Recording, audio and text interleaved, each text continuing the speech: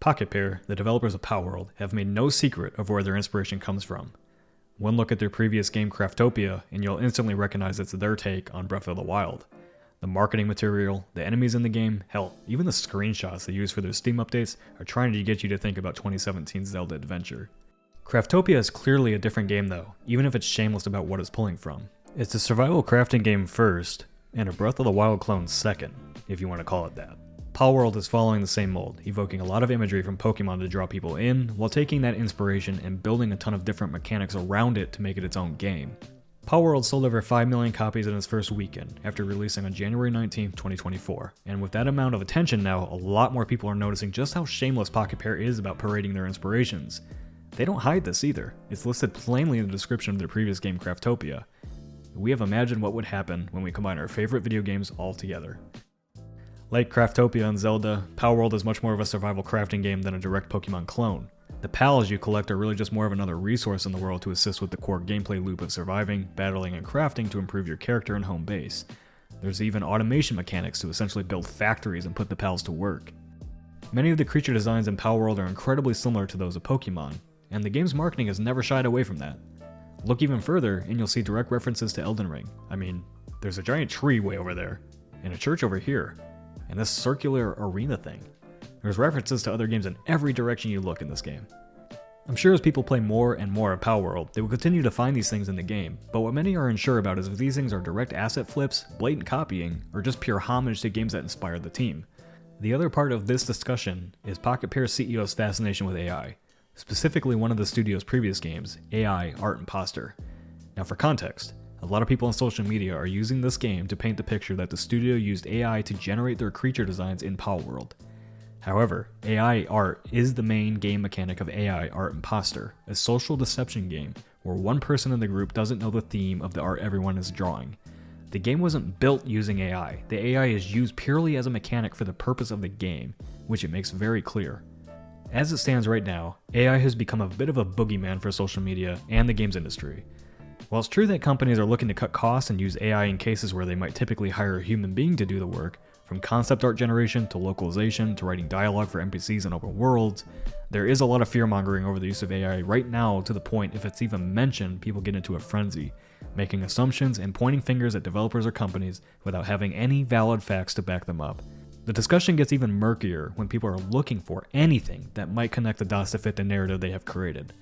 First posted on Twitter and then parroted by games media outlets, an out-of-context interview quote from Pocket Pair CEO Takuro Mizobi's previous interview with Wired describes his lack of care for originality.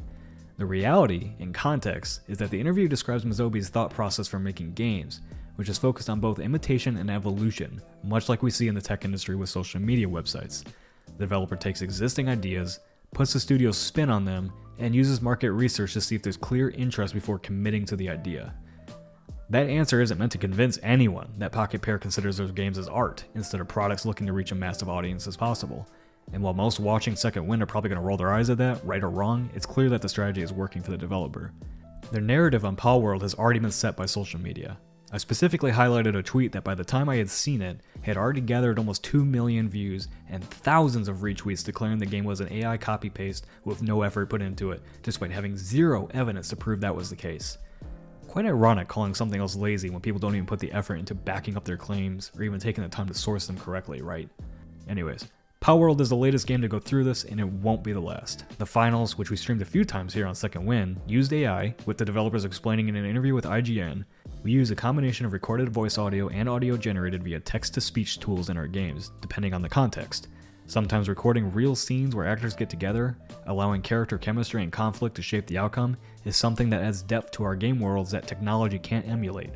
Other times, especially when it relates to contextual in-game action callouts, text-to-speech allows us to have a tailored voiceover where we otherwise wouldn't, for example, due to speed of implementation.